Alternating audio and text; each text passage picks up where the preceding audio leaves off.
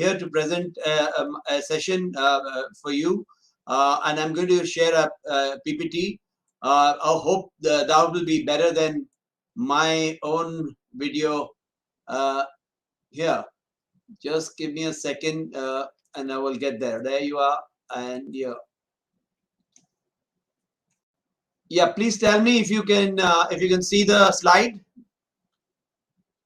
Bharti, can anybody tell me if it's being viewed properly? Yes, sir. Great.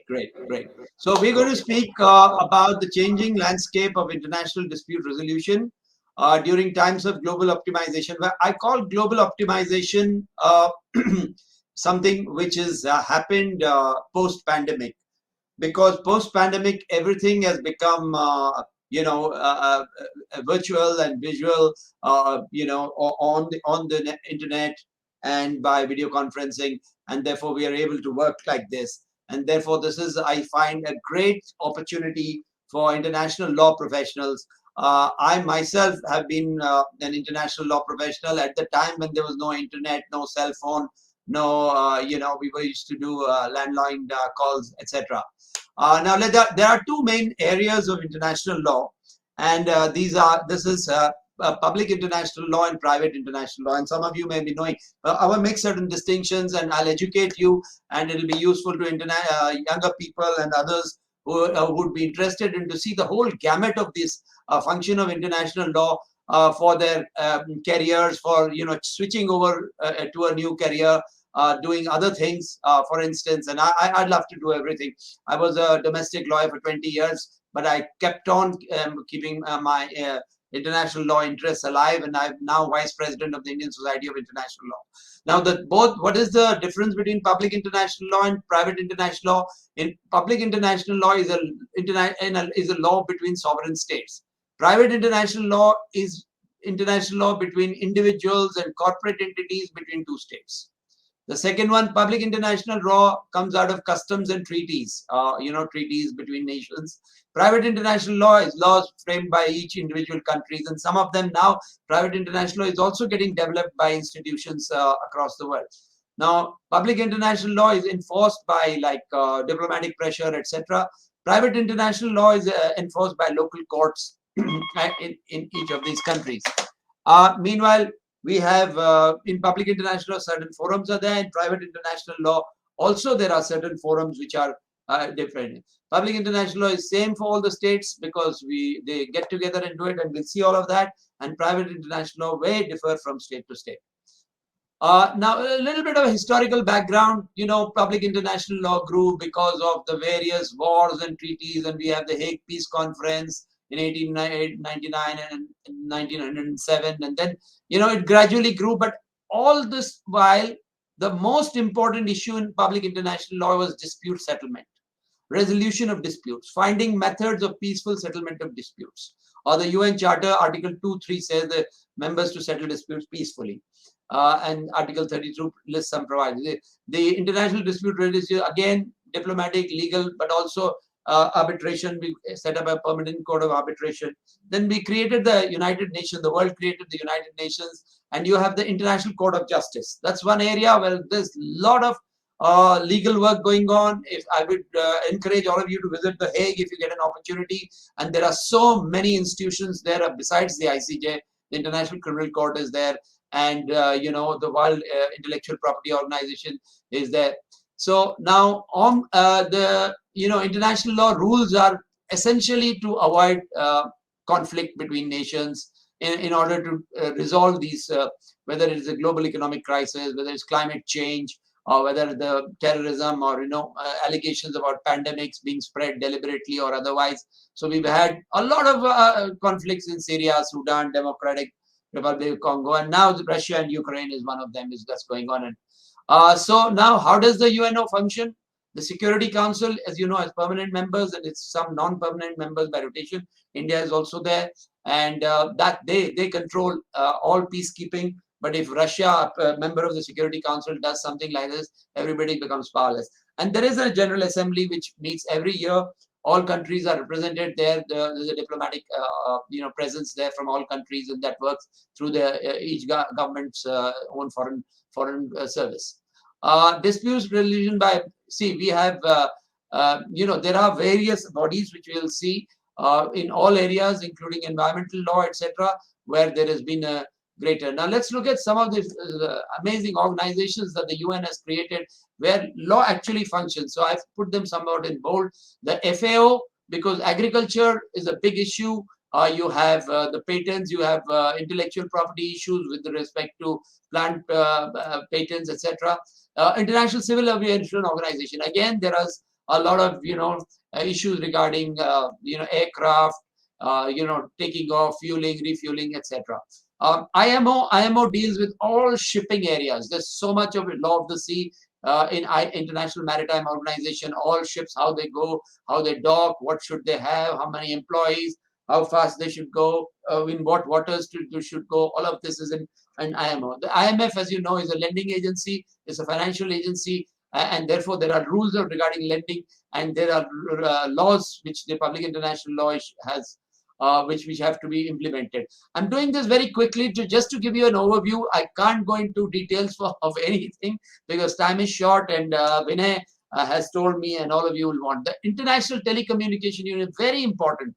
All our internet technologies are controlled by the International Telecommunication Union. All these IP addresses, everything. It's a huge organization. There's laws and every day there's a struggle, fight about satellites, about bandwidth, everything.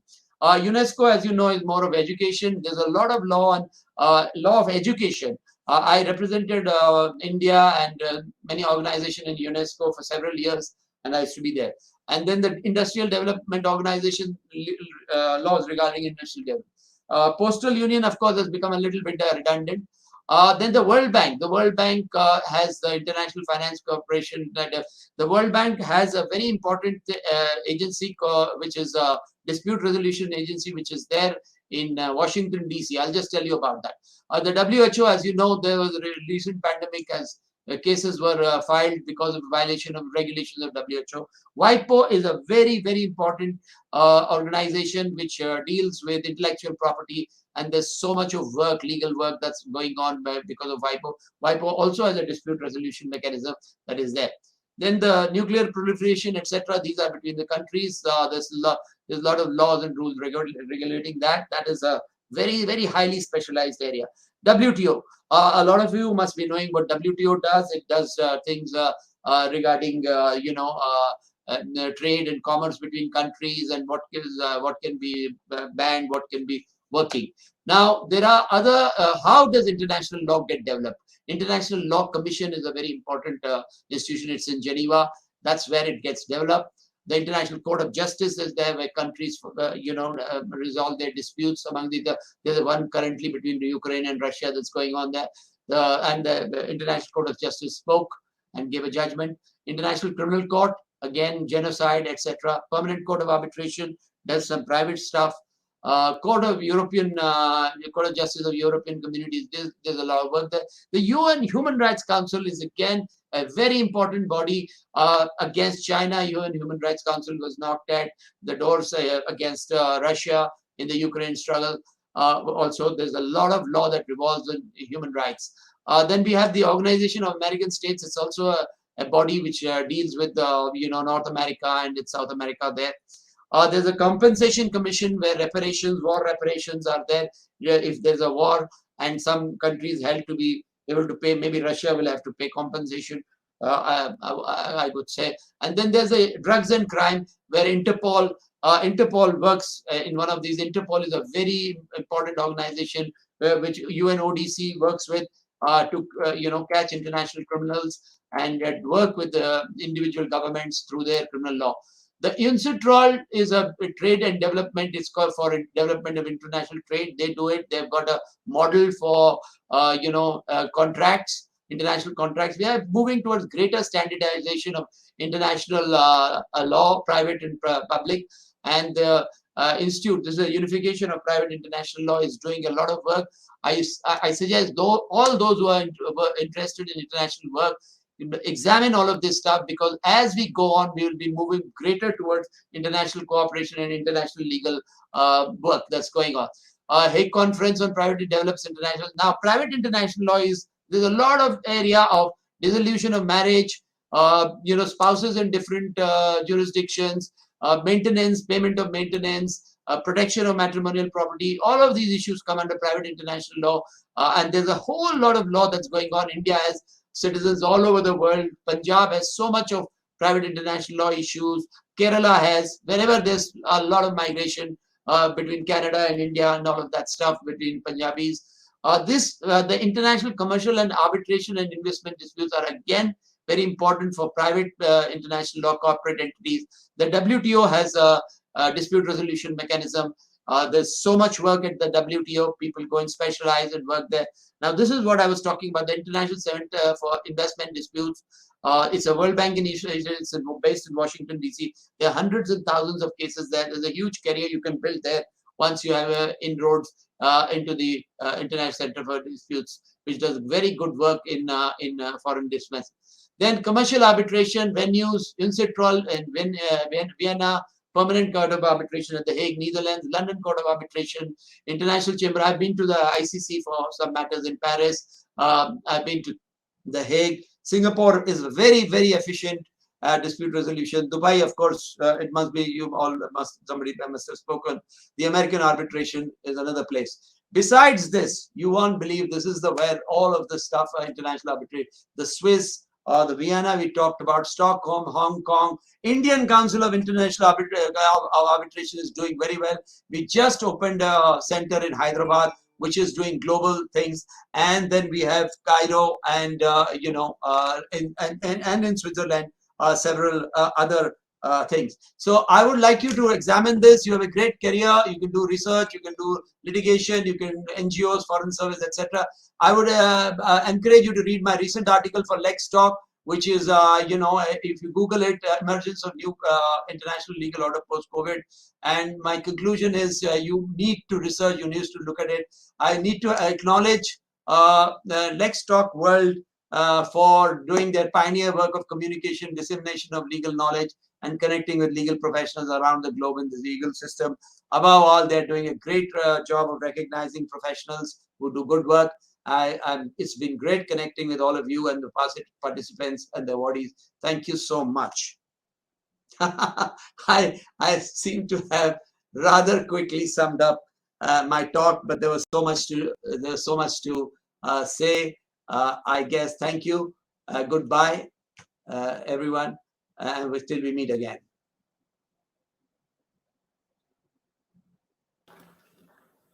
Bharti, did I finish my talk? Sorry. Did I finish my talk? Did everybody see that my last slide? That's thank you.